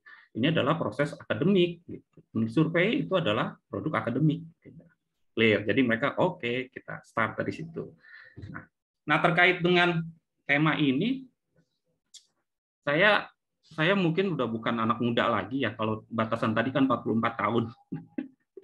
Tapi saya mengalami di mana masa ikut pemilu pertama kali itu di zaman udah baru lah 97, dan tidak antusias sama sekali gitu, di era itu. Dan kita golput, menyatakan golput, declare saya di golput itu, tapi ya tidak masalah karena di situasi itu. Terus mengalami 99 pemilu yang paling terbaik kedua lah setelah tahun 55 bisa dinyatakan, karena tahun 55 itu adalah pemilu terbaik dalam sejarah Indonesia. Dengan segala keterbatasan kita yang bisa bagus berjalannya. 99 juga karena sangat terbuka. Partisipasi anak mudanya tinggi sekali di tahun itu, bukan hanya pemilih, tapi banyak partai digerakkan oleh anak-anak muda, anak-anak usia 20-an awal, itu partai-partai yang tahun 99 gitu. Nah, terus tahun 2004 saya lihat juga antusiasme anak muda masih tinggi karena apa? Ada pemilihan presiden langsung 2004. Jadi saya cuma bilang bahwa setiap pemilu itu mau nggak mau partisipasi anak muda itu digerakkan oleh isu nasional. 99 ya antusiasme tinggi, mahasiswa bergerak untuk menjadi saksi pemilu, kan, Unfrail dan lain-lain. Ada yang bergerak di masuk sistem ke parpol, ada yang jadi caleg dan lain-lain lah, ada yang jadi pemantau, hadir di TPS sampai pagi kan pada saat itu. Gitu. Nah, tapi kita senang semua menjalaninya. Gitu. Nah, 2004 juga saya masih mengalami bahwa karena ada studi juga tentang kampanye pemilu di kampus saya jalanin waktu itu, antusiasmenya tinggi karena mau ada debat, dibolehkannya kemungkinan ada kan di undang-undang pemilunya pada saat itu boleh ada debat kandidat ya di kampus gitu. Nah itu juga jadi lumayan gitu menarik atensi anak muda di kampus. 2009 menurut saya agak turun lagi karena tidak ada kebaruan. Nah, jadi isu kebaruan itu juga penting ya, aspek kebaruan dalam setiap pemilu. 2014 naik lagi karena ini ada mau nggak mau setiap pemilu ada isu kebaruan dan ada figur yang menarik ya. Karena ada Jokowi yang masuk karena bisa dikatakan Jokowi ini kan produk original dari pasca reformasi ya. Karena dia jadi wali kota itu di era pemilihan langsung 2005 kan. Jadi, nah itu hal-hal yang menarik itu. 2019 ya itu menarik kehadiran, tapi polarisasi kan yang tadi Mbak Dian bilang bahwa ada ya badak stigma lah ya, bermain tagline ganti presiden dan lain-lain, polarisasi yang karena media sosial itu yang sebenarnya sangat disayangkan ya kehadirannya, bukan kehadiran tinggi mungkin bukan karena isu yang untuk memperkuat demokrasi, tapi karena ada polarisasi. Nah, seharusnya di 2024 nanti ada hal-hal baru yang dihadirkan gitu. Kalau mengharapkan hal-hal isu-isu spesifik dari parpol, sampai kapanpun nggak akan muncul. Parpol kita belum kuat. Seperti tadi Mbak Dian bilang, menanyakan apa yang mau diusung, nggak akan bisa. Sangat pragmatis aja nanti isunya. sampai tingkatan DPRD 2 apalagi, oh makin bingung nanti gitu. Mereka sendiri nggak tahu mau ngapain kampanyenya gitu. Jadi nanti ya mau nggak mau efek apa Mas Anto istilahnya collateral effect ya, efek dari calon itu yang di tingkat nasional kan mau mengaruhi hasil sampai ke tingkat kabupaten kota gitu. Itu pasti di setiap pemilu Jokowi hadir, PDIP naik gitu. Prabowo kuat, Gerindra pasti naik. Dengan sendirinya seperti itu aja gitu. Nah, 2024 apakah ada hal-hal baru, terutama tokoh-tokoh baru yang bisa menaikkan kehadiran antusiasme anak muda di pemilu gitu. Pagi ini saya lihat di Twitter ada satu foto gitu, capture dari pernyataan Hasan Nasbi bahwa capres nanti hanya 3 gitu kan, Prabowo, Airlangga Hartarto, dan Puan. Aduh ampun, ini apa yang baru gitu loh. Saya cuma khawatir, ya Allah gitu kan. Ini kita apa ya, benar-benar oligarki partai itu benar-benar kuat sekali. Jadi ya saya sih pesimis gitu bahwa ini apa menariknya pemilu nanti gitu loh. Udahlah nggak usah ada pilpres, bagi rata aja lah, musyawarah mufakat gitu kan, orang jadi juga bertiga gitu kan istilahnya. Jadi ini contoh yang buat anak muda tuh, apalagi yang Gen Z gitu, ini tua-tua nggak ada yang, apalagi misalnya kita berbicara Puan walaupun muda tapi hasil surveinya nggak ngangkat sampai saat ini, itu apa yang mau ditawarkan gitu loh dari 3 misalnya kalau melihat postur yang tadi yang dimunculkan. Nah itu jadi itu menjawab tadi kesulitannya Mbak Dian bahwa gimana menggambarkan isu setiap parpol memang agak sulit Mbak, tapi mendorong kehadiran partisipasi pemilih pemula terutama yang makin besar nanti angkanya, ya mau nggak mau ada hal-hal baru yang kolektif secara nasional yang seperti itu. 2014, 2004, 2019 itu selalu ada hal-hal yang mendorong mereka untuk hadir gitu. Nah, 2024 saya sih pribadi harapkan ada hal-hal yang baru itu gitu, ada kebaruan gitu. Bukan perubahan, memang agak sulit kalau mau menyebut, tadi Ahmad bilang perubahan memang sulit, tapi kebaruan lah gitu, ada refreshment. Itu tanggapan saya. Yang kedua, dari hasil data yang disajikan tadi kan posisinya selalu ditanyakan sebagai pemilih ya. Bisa nitip nggak Mbak nanti di survei berikutnya pertanyaannya bagaimana pendapat mereka kalau terlibat di parpol. Ini kekhawatiran kaderisasi dan pendidikan politik di parpol kan juga cukup tinggi ya, bahwa istilahnya garbage in, garbage out. Orang-orang pinter, anak-anak muda yang pinter kan nggak banyak yang mau masuk parpol Mbak gitu. Ujung-ujungnya nanti ketika caleg ya anak-anak muda yang ada itu biasanya oligarki kan, anak pengurus, anak anggota dewan gitu, yang ya kita mau ngomong teriak-teriak di sekarang kayak sekarang, tapi kalau di parpolnya ya dia lagi yang ngisi gitu. Dan memang antara memang sistemnya menutup atau calon-calon potensial ini yang menjadi kader memang tidak tertarik untuk masuk partai politik, itu kan jadi persoalan Mbak. Gitu. Nah, itu mungkin menarik untuk ditanyakan. Gitu. Bagaimana persepsi anak-anak muda ini dari usia Gen Z sampai mungkin usia 30 melihat partai politik dan pengkaderan di dalamnya, tertarik atau tidak mereka untuk masuk parpol. Ya terkaitan dengan fungsi parpol ya, untuk pendidikan politik yang semakin bagus, menghasilkan kader dan regenerasi politisi yang semakin cerdas, ya kalau politisinya semakin cerdas, semakin memiliki etika, integritas, ya dengan sendirinya kan produk yang dihasilkan, kebijakan, undang-undangnya akan semakin bagus. Sudah itu aja ujung-ujungnya kan. Nah, terus terkait dengan pengkaderan dan pendidikan politik kan selama ini salah satu sumber SDM dari parpol itu kan adalah organisasi kepemudaan, OKP, Ormas, baik yang di tingkat kampus misalnya kayak BEM dan lain-lain, atau organisasi kepemudaan kemahasiswaan kayak HMI, PMII, yang lain-lain lah.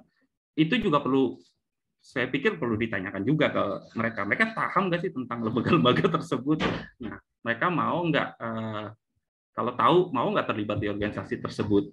Karena suka tidak suka, sumber utama pengkaderan di parpol dari lembaga-lembaga ini sekarang. Karena mereka yang memang disiapkan untuk menjadi politisi. Gitu. Kita bisa lihat sekarang yang menjadi anggota dewan, menjadi anggota KPU, Bawaslu, itu semua produk dari lembaga organisasi tersebut. Gitu. Kita yang di luar ini ya mengkritisi, tapi circle-nya kan mereka lagi mayoritas, atau oligarki partai setelah 20 tahun hampir 30 tahun reformasi berjalan kan udah ada regenerasi biologis kan dari para tokoh-tokoh penguasa partai ini, yang terutama tingkat daerah ya, anaknya udah 20 tahun 30 tahun udah masuk lagi ke partai gitu. Jadi oligarki dan dinasti udah berjalan. Nah, itu juga menarik untuk ditanyakan gitu, persepsi terhadap oligarki partai, terus dinasti, kekeluargaan, karena itu banyak lah di tingkat 2 itu berjalan seperti itu gitu, di DPRD, di partai, pengurus partai itu juga ya sekeluarga lah istilahnya. Terus dari ormas, dari kepemudaan. Nah ini kalau mereka anak-anak muda yang pinter-pinter ini nggak masuk organisasi tersebut ya nggak akan bisa masuk parpol gitu kan. Kalau bukan masuk dari keluarga-keluarga politisi pemegang kuncinya ya nggak akan bisa masuk. Nah jadi siapa yang mau merubah sistem gitu dari dalam kalau mereka nggak terlibat gitu. Mungkin itu Mbak Dian titik pertanyaannya. Jadi kalau mereka responden mahasiswa mungkin bisa ditanyakan apa yang mereka pahami tentang BEM, tentang organisasi kemahasiswaan yang ekstra kampus tadi gitu. Terkait dengan pelibatan mereka juga di organisasi kepemudaan yang lain gitu. Seperti itu. Mungkin itu dulu dari saya. Terima kasih. Assalamualaikum warahmatullahi wabarakatuh. Waalaikumsalam warahmatullahi wabarakatuh. Terima kasih Kang Endang atas tanggapannya.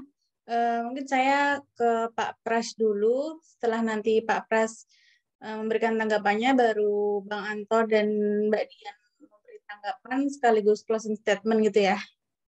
Oke, silahkan Pak Pras. Apa suara saya terdengar, Mbak? Terdengar, Pak. Baik, Assalamualaikum warahmatullahi wabarakatuh. Kurang kencang, Pak Pras. Oke, selamat siang Bang Anto, Mbak Dian. Ya. Ini kalau aku dapat WA dari Bang Anto mau ada diskusi kayak gini, kayaknya sayang sekali kalau dilewatin. Apalagi ini diskusinya mengenai tentang anak muda ya Bang Anto. Oke, begini Bang Anto, Mbak Dian.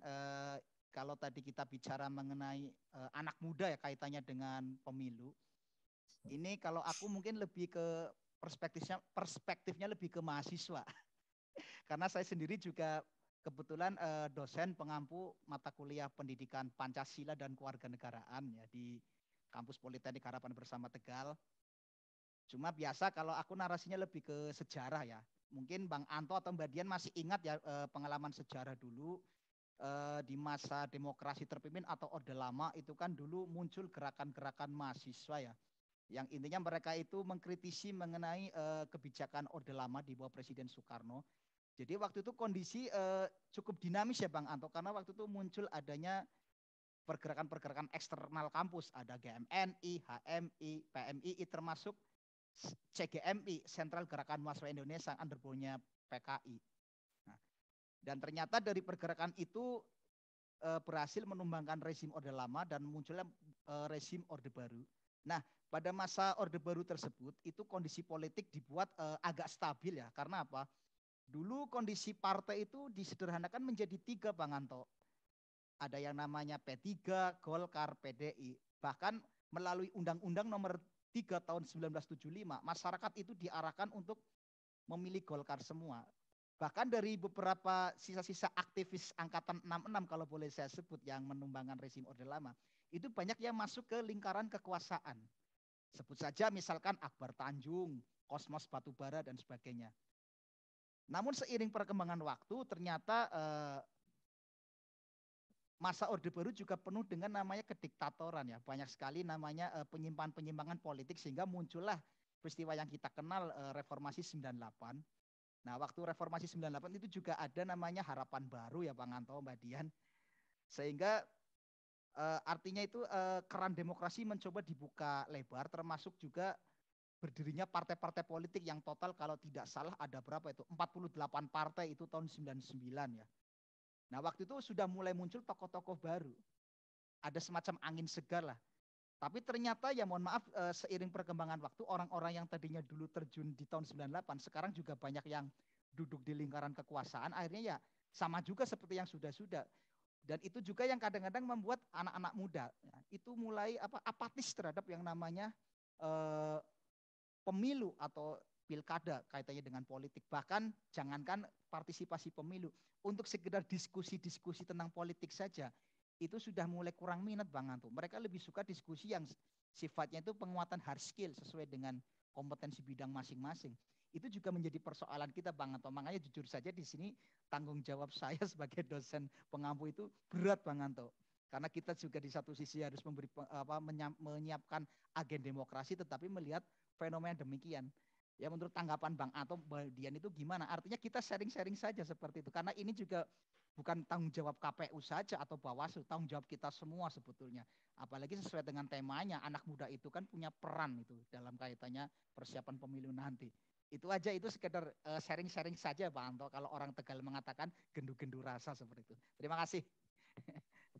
Ya, makasih Pak Pras atas tanggapan dan pertanyaannya. Langsung aja Mbak Dian dulu, sekalian closing statement kan Mbak nanti. Jadi berat nih ya. Iya. Iya Mas, jawabannya gitu dulu. Iya Mas, emang berat dunia ini gitu ya. Mungkin kalau saya sih ngelihatnya memang apa ya, memang kalau kita bicara soal pemilu gitu ya, maksudnya salah satu yang sebenarnya mungkin menjadi salah satu permasalahan buat banyak anak-anak muda ini juga ngomongin tadi Mas Dang bilang. Makasih ya Mas Dang ya by the way, poin-poinnya tadi menarik banget. Jadi kita nanti pikirin banget. Jujur survei kita tuh limited in the way that kita berusaha untuk nanya karena ya apa namanya kan nggak boleh ngasih yang berlebihan juga kan ya. Jadi memastikan bahwa memang suara yang masuk itu memang ada suara yang apa namanya murni gitu karena memang mereka pengen berpendapat. Jadi kita berusaha juga untuk melimitasi pertanyaan, tapi this is a very good, I think persepsi oligarki partai itu menarik sekali ya. Mungkin memang bukan sesuatu yang sering ada di media, tapi sebenarnya cukup apa namanya sering dibicarakan terus masalah mau nggak terlibat di parpol. Kalau kita bicara soal BEM dan sebagainya, saya pikir aktivisme ini juga memang jadi masalah ya. Ini kita juga pernah ngomongin juga Mas Santo ya. Jadi kayak satu hal ngerti isu, lain hal untuk menerjemahkannya ke dalam suatu tindakan gitu ya. Kita punya mimpi harus ada landasan gitu kan ya, tapi terus kemudian kalau kita mau majukan itu juga jadi suatu masalah tersendiri sebenarnya, butuh semacam apa ya motivasi yang besar. Nah ini kadang-kadang juga menjadi masalah untuk mencari kawan-kawan yang sepemikiran. What does it actually mean activism, itu buat anak-anak sekarang tuh agak berat. Kalau saya sendiri nggak ini ya, maksudnya bukan suatu hasil survei, tapi kalau saya perhatikan karena kebetulan saya juga masih terlibat di salah satu organisasi pemuda. Salah satu masalah yang saya lihat dengan gampang bahwa anak-anak ini adik-adik kita ya, mungkin saya bilang jangan anak-anak lah, ketahuan banget gue tua. Tapi saya adik-adik kita ini permasalahan utamanya adalah sekolah tuh udah nggak murah. Jadi begitu dia masuk ke suatu institusi, Universitas Indonesia for instance, it's no longer 450.000 lagi gitu loh. Bayarannya tuh udah mahal. Jadi dia sudah di-push yang tadinya tuh ya average masa aktivisme tuh bisa 3 tahun gitu kan. Sekarang itu sudah 1,5 tahun gitu. Jadi mungkin Pak Pras juga bisa lihat sendiri kan, maksudnya kayak anak tahun pertama ini cepet-cepet ikut segala macam gitu. Jadi apa namanya kadang-kadang juga meniti karirnya bukan dalam satu organisasi, dia pindah-pindah karena yang dia pengen adalah semakin banyak kegiatan, semakin banyak network. Again, what's in it for me, what is in it for me gitu ya. Sama dengan negara, what's in it for me. Kalau kita mau bikin susah, lebih susah lagi. Mereka nggak perlu harus peduli, duitnya nggak datang dari Jakarta, duitnya udah nggak datang dari Indonesia gitu loh. Dia taruh di konten, dia dapat duit. Jadi maksudku iya PR-nya jadi makin banyak. Jadi kalau saya sih, kita maksudnya kita di Kaula 17 tuh malah nggak kepengen ngomongin tokoh gitu. Kebaruan itu balik lagi ke Mas Endang bilang, memang harus ada sesuatu yang, karena tokoh-tokoh ini kadang-kadang mengecewakan. Dia naik, terus kemudian ya sudah kan, karena memang naiknya juga susah gitu kan, terus banyak kompromi, ya hilang gitu. Entah apa yang kemudian di mungkin tahun pertama, tahun kedua, tahun ketiga dia masih konsisten, tahun keempat, tahun kelima ngumpulin duit buat pemilu. So this need to stop ya, maksudnya kita harus mencoba lah. Saya nggak bicara untuk 2024, saya nggak duduk di sini untuk ngomongin mimpi baru 2024. Kita mikirin harus jangka panjang, kita ngomongin mungkin 10, 14, bahkan mungkin masih 20 tahun lagi. Gimana kita mengejar ketertinggalan ini dengan melakukan sesuatu yang kalau buat kami adalah fundamentalnya adalah partai. Itu yang institusional kan, maksudnya institusi yang kita bisa pegang, institusi yang kita bisa bilang, hey guys, kalian bilangnya begini, ayo dong gitu. Ini yang menurut saya kita harus bisa, yang kita mungkin coba adalah ya dengan macam-macamnya sekarang ya, anak muda juga aktivismenya juga mungkin kalau kita dulu kan turun ke jalan 98, 2000 gitu ya. Sekarang mungkin aktivismenya udah berbeda, ini juga kita harus perhatikan, kita bantu. Jadi mungkin penting sekali untuk bisa mempertemukan kekhawatiran mereka terhadap masa depan, bagaimana penerjemahannya melalui politik. Jadi politik bukan sesuatu yang kotor saja, tapi sesuatu cara untuk bisa mencapai apa yang mereka angankan gitu ya, dalam berkenegaraan, dalam berkehidupan gitu kan, ada harapan gitu loh. Dengan tentunya ada isu-isu yang mungkin nggak perlu baru, tapi saya rasa balik lagi ya, saya percaya sekali gitu kalau melihat dari konsistensi yang ada dari survei ini, banyak yang menuntut bukti kok gitu. Jadi ayo dong, show me the kalau Jerry Maguire bilang show me the money gitu kan. Kalau anak-anak sekarang show me your apa ya, your konsistensi. Kalau bilang A, ayo dong A gitu. Satu yang menarik tadi saya baru cek banget. Masalah lingkungan itu ya, salah satu yang menarik, masalah lingkungan itu tinggi justru bukan di perkotaan, di pedesaan sekarang. Jadi artinya lagi-lagi apa namanya, terutama di anak-anak muda pedesaan tuh mereka sudah mulai berpikir kayak penting nih gue nggak bayar PLN sebanyak ini gitu. Kalau misalnya di-cut nih gimana nih? Ini udah mulai ada. Jadi artinya saya rasa yang paling penting itu mungkin kalau kata penutupnya, kalau kita percaya bahwa mungkin ya transparansi partai itu jadi harus penting banget ya, harus dimulai. Terus gimana cara kerja partai, bagaimana cara mereka bisa menangkap apa namanya, esensi keinginan dari masyarakat terutama anak muda, dan kemudian terjemahkan itu ke dalam suatu apa ya, suatu aktivitas gitu loh. Jadi ketika yang kita bisa juga lihat hasilnya. Jadi kalau kita ngomongin ayo dong berkenegara, ya itu tadi memang benar. Ya kalau yang tua-tua sebenarnya nggak masalah tua loh. Masih banyak kok orang-orang tua yang relevan gitu kan. Because they keep showing bahwa mereka memang mau mendengar dan juga mau memastikan bahwa perubahan itu terjadi gitu, dan dia become relevan gitu kan. Nah, saya pikir ya mungkin saya forever optimistic kali ya mungkin ya. Tapi saya percaya bahwa anak-anak ini, adik-adik kita ini termasuk sangat pintar ya. Dan maksudnya mereka juga dipaksa dengan pandemi berpikir lebih dari sekedar cuma ya, makanya kan ada proses healing dan sebagainya gitu ya. Itu kan sebenarnya adalah cara mereka untuk mengantisipasi perubahan yang begitu besar. Jadi saya rasa partai juga harus mulai belajar, dan saya rasa sekarang kita mungkin juga nggak perlu ngomongin individu terus-menerus gitu. Walaupun memang pemilihannya langsung, tapi saya rasa kan balik lagi individunya diusung sama partai, boleh dong kita sekarang ngerepotin partainya gitu. Jadi ya kira-kira seperti itu, dan mudah-mudahan ya di 2024 ini anak mudanya tetap tampil, ada beneran datang gitu kan, nyoblos, dan juga mudah-mudahan ya harapan kita seperti tadi kita bilang, bahwa mereka datang melihat itu sebagai suatu momen perubahan. Mudah-mudahan masih menjadi suatu momen perubahan, atau paling tidak harapan perubahan. Kalau banyak yang golput ya mari kita sama-sama reflektif. Artinya harus ada yang berubah, kalau tidak kita ngomong 8 tahun lagi akan ada masalah mungkin ya.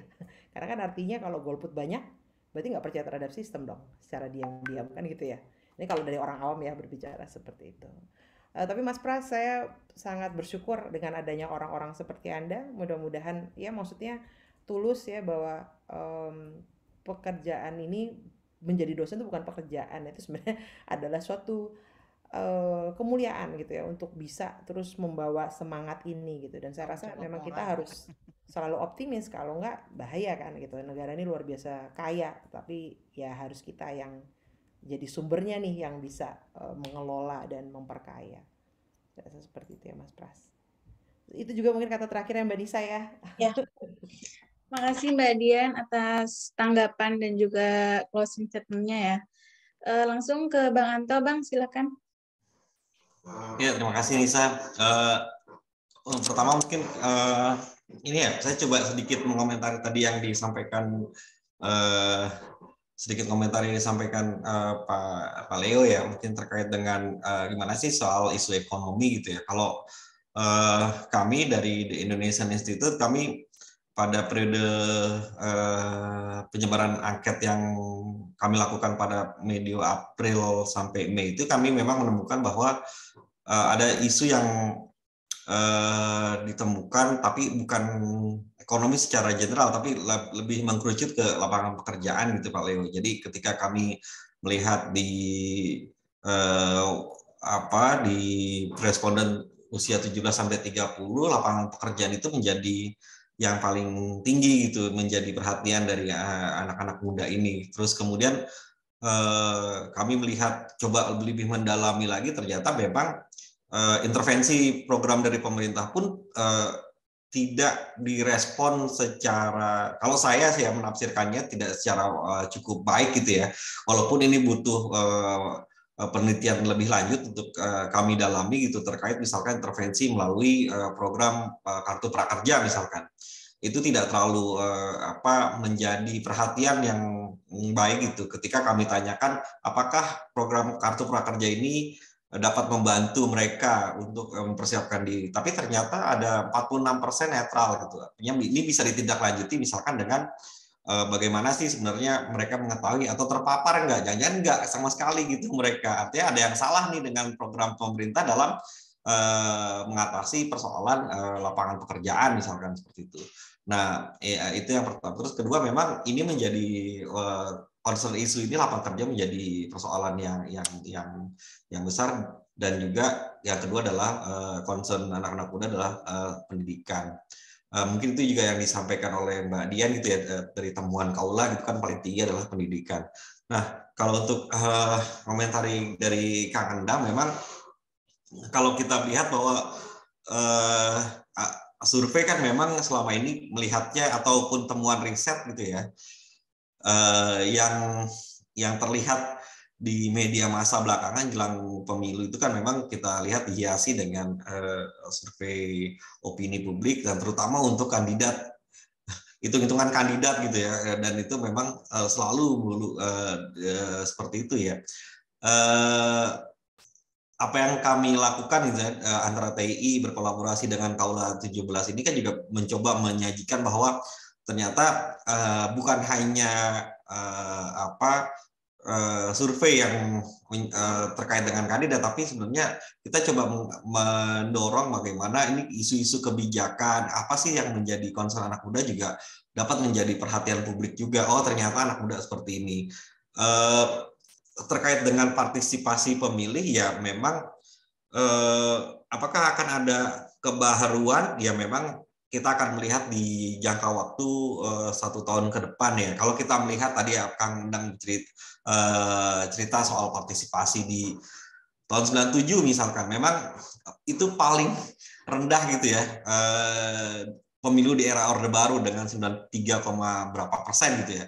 Di mana waktu tahun 71 itu kan paling tinggi partisipasi pemilih di era Orde Baru. Tapi memang yang paling rendah di eranya Kang Endang melakukan pemilihan pertama kali tahun 97, dan Kang Endang waktu itu menjadi bagian yang golput. Ya memang pada saat itu memang ketika itu sudah ada mungkin kemuakan kali ya dengan rezim pada saat itu, dan orang ekspresinya akhirnya melakukan golput gitu. Walaupun banyak hal golput itu bisa secara teknis atau apapun lah, itu bisa ataupun nggak percaya dengan demokrasi itu kan juga bisa gitu dilakukan golput gitu kan. Tapi ketika beranjak ke tahun 99 memang ada gairah yang luar biasa gitu, tadi kayak Endang juga sampaikan, atau partisipasi secara pemilu tinggi, partisipasi kelompok masyarakat sipil juga tinggi gitu ya, terkait dengan pengawasan juga di partai politik juga sama. Tapi yang menarik juga, dan ini saya juga nggak tahu apakah ini akan terjadi di 2024, kita akan melihatnya ke depan tuh. menariknya ketika tadi 2004 itu masih ada partisipasi lumayan lah, ada sekitar 84%, 84,1% partisipasi di legislatif, tapi itu menurun drastis di tahun 2009 gitu dengan 71% partisipasi pemilih. Nah, memang bisa jadi gitu ya, bisa jadi asumsinya bahwa ada kemungkinan pemilih pun dan terutama anak-anak muda juga mungkin juga tadi bahasanya udah bodo amat nih sama pemilu gitu, karena isinya itu aja gitu kan. Terus juga tadi bahasa dengan oligarki juga gitu kan, akhirnya mereka memutuskan partisipasi politik mereka akhirnya dilakukan dengan tidak melakukan pemilihan kan itu. Walaupun itu kan sebenarnya partisipasi politik juga, Kang Nang. Itu kan sebagian dari ekspresi gitu. Jadi kalau melihat partisipasi itu kan ada dua ya, partisipasi dan salah satunya memang partisipasi memilih kan gitu kan. Tapi di luar partisipasi pemilih itu kan juga bagian dari partisipasi politik mereka tidak puas, ya udah saya mengkritisi ataupun saya juga tidak melakukan apa-apa ketika di pemilihan. Dan itu kita melihat itu terjadi di 2009 gitu, ketika memang suasananya seperti itu ya. Kalau kita bisa menilai bahwa kemungkinan gitu waktu pada saat itu juga orang-orang juga cukup dalam tanda kutip tidak memiliki jawaban terhadap persoalan ketika memang ya itu aja gitu yang mimpin kan gitu kan, dan tidak ada pembaruan juga. Nah, mulai ada titik baliknya ketika ada sosok gitu ya, tadi kayak kan Kang Endang bilang, walaupun kita juga harus mewaspadai nih, jangan sampai kita terjebak dengan kepemimpinan secara sosok kan gitu kan, dan bukan kepemimpinan gagasan. Harusnya yang dimulai itu adalah dengan kepemimpinan gagasan gitu. Ada pemimpinan gagasan yang baru gitu untuk kedepannya, sehingga kita tidak lagi terjebak dengan jeratan populisme tokoh kan gitu kan. Ya, akhirnya hanya ya udah gitu-gitu aja. Dan ketika sekarang pertanyaannya, siapa nih yang akan menggantikan sosok ini kan itu kan. Orang bertanya-tanya, dan bahkan ada juga orang-orang yang ingin mengcopy paste gitu dengan gayanya gitu kan. Saya rasa itu bukan menjadi jawaban juga. Makanya kita tantang nih, kita challenge partai politik ini loh, harusnya Anda semua itu melakukan perubahan, penyegaran lah tadi bahasanya Kang Dang, penyegaran gitu dari sisi gagasannya gitu kan. Yang ini harusnya bisa tawarkan gitu kepada anak muda dan juga publik secara keseluruhan. Dan diharapkan dengan adanya riset-riset seperti ini dari Kaula dan juga TI ataupun dari kelompok masyarakat sipil lainnya gitu, dan juga akademisi baik dari Mas Pras, Kang Endang maupun dari Pak Leo gitu juga, itu juga diharapkan juga menantang gitu para peserta pemilu ini untuk memberikan gagasan yang menyegarkan. Karena gini, kalau kita bicara tentang pesimis gak sih sebenarnya dengan partai politik dengan sebagai lembaga resmi demokrasi sebagai peserta pemilu gitu ya. Seperti yang pernah kami lakukan di 2019, akhir 2019 gitu, kami melakukan survei di Jakarta, ternyata sangat rendah gitu orang yang apakah pertanyaannya gini waktu itu surveinya, apakah mereka mau gitu menjadi anggota dan mendapatkan kartu anggota? Banyak kan nggak mau gitu, mayoritas mereka nggak menginginkan gitu loh. Mereka hanya ya udah, saya memilih pada saat di bilik suara, tapi saya tidak menginginkan terlalu dalam untuk menjadi anggota partai politik. Nah, ini kan sebenarnya juga harus diketahui oleh partai politik gitu ya.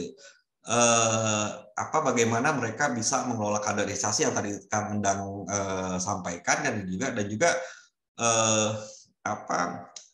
bagaimana mereka menghadapi pemilu. Jangan-jangan ketika kemarin hasil keputusan KPU terkait dengan 95, berapa persen gitu ya, partai politik belum lulus dalam verifikasi parpol gitu, administrasi parpol, jangan masalahnya di situ juga gitu. Ada pendaftaran pengurus ganda, terus juga ada hal-hal lain kan itu menjadi persoalan administrasi. Jadi dikarenakan parpol tidak memiliki persoalan, tidak bisa menyelesaikan persoalan-persoalan di internalnya mereka, termasuk bagaimana menyelesaikan persoalan kaderisasi. Nah, untuk Mas Pras, ya memang persoalan mahasiswa dan juga kemudaan ini memang kepentingan kita bersama gitu ya. Makanya kami di Indonesia Institute dan juga berkolaborasi dengan Kaula gitu ya, dengan juga kelompok sipil, masyarakat sipil lainnya mencoba mendorong gitu agar teman-teman muda ini juga mampu gitu, mau untuk bagaimana melakukan perubahan gitu, mungkin penyegaran juga terkait dengan apa sih minimal merespon isu-isu publik gitu ya, merespon isu-isu publik. Dan persoalan mereka ingin aktif atau tidak di partai politik itu kan memang menjadi pilihan gitu ya, tapi kita tetap harus mendorong bagaimana mereka itu kritis gitu terhadap isu publik. Karena kalau menurut saya dengan informasi yang sangat deras di sosial media sekarang, yang temuan kami menyatakan bahwa mereka sangat engage dengan sosial media, ya seharusnya mereka bisa lebih rasional gitu dan juga kritis gitu terhadap persoalan, termasuk bagaimana mereka menyikapinya di pemilu 2024. Apakah mereka ingin memilih atau tidak memilih, itu persoalan pilihan mereka, kebebasan mereka. Mungkin itu sih dari saya, Nisa. Dan tidak terasa kita udah lewat sampai 38 menit ini. Ada closing statement nggak, Bang? Udah. Udah, ya udah kalau gitu. Kalau gitu, sebelum saya berterima kasih pada narasumber dan ini, kita foto bersama dulu kali ya. Kang Usman, halo, Bang Bos. Ya. Minta tolong untuk di foto ya. Oke, kita mulai ya. 1, 2, 3. Sekali lagi. Sekali lagi ya.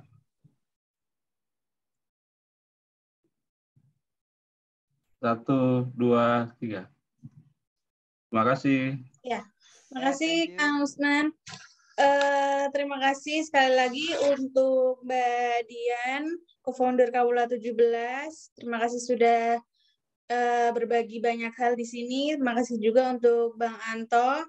Terima kasih juga untuk rekan-rekan yang aktif dan juga hadir menyimak diskusi kita di siang menjelang sore ini. Kalau gitu, saya selaku moderator mengucapkan mohon maaf jika ada salah kata dalam mendampingi diskusi ini. Semoga kita dapat berjumpa lagi di diskusi publik PII yang selanjutnya. Oke, saya tutup. Assalamualaikum warahmatullahi wabarakatuh. Waalaikumsalam. Waalaikumsalam. Makasih Pak Leo, terima kasih Mas Pras. Ya. Kasih Mbak Dian. Senin udah mulai kuliah aktif nih Bang Anto, Mbak Dian. Sama Mas Anto. Salam buat Mbak Dinda. Iya, terima kasih Pak Leo.